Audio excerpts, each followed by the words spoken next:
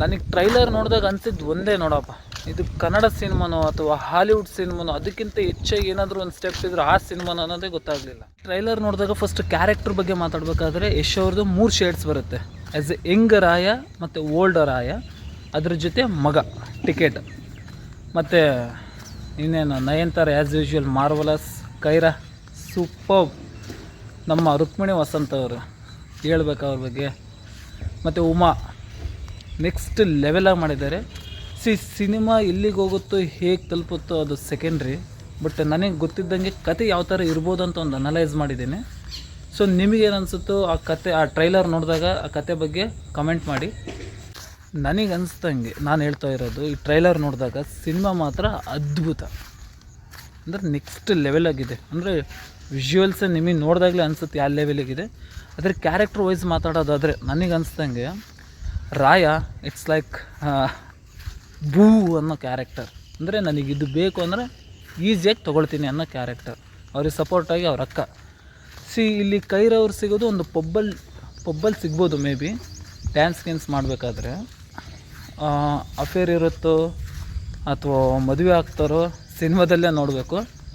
ಒಂದು ಮಗು ಅಂತೂ ಹುಟ್ಟುತ್ತೆ ಅವರಿಗೆ, ದಟ್ಸ್ ಕಾಲ್ಡ್ ಟಿಕೆಟ್ ಅನ್ನೋ ಕ್ಯಾರೆಕ್ಟರ್ ಹುಟ್ಟುತ್ತೆ.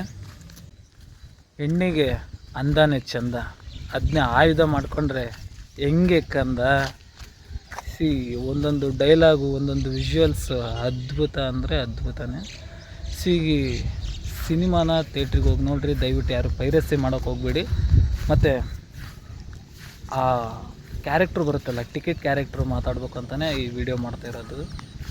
ಬ್ರೂಟ್ಯಾಲಿಟಿ ಅನ್ನೋದು ಏನಾದ್ರು ಇದ್ದರೆ ಆ ಕ್ಯಾರೆಕ್ಟ್ರಿಂದನೇ ಹುಟ್ಟಿರೋದು. ಏನು ಕ್ಯಾರೆಕ್ಟ್ರು ಏನು.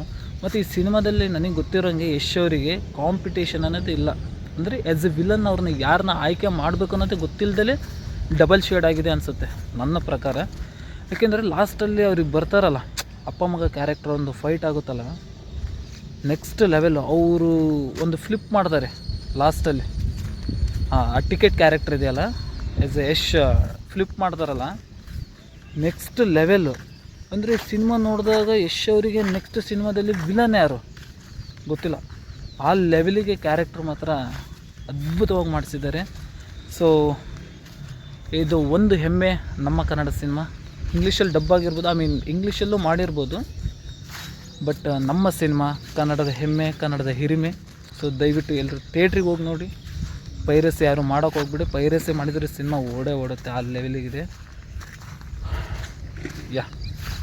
ಅದೇ ಥರ ಮೊದಲೇ ಬಾರಿ ನಮ್ಮ ಚಾನಲ್ ನೋಡ್ತಾ ಇದ್ದರೆ ದಯವಿಟ್ಟು ಎಲ್ಲ ಸಬ್ಸ್ಕ್ರೈಬ್ ಮಾಡ್ಕೊಳ್ಳಿ, ಲೈಕ್ ಮಾಡಿ, ಕಮೆಂಟ್ ಮಾಡಿ.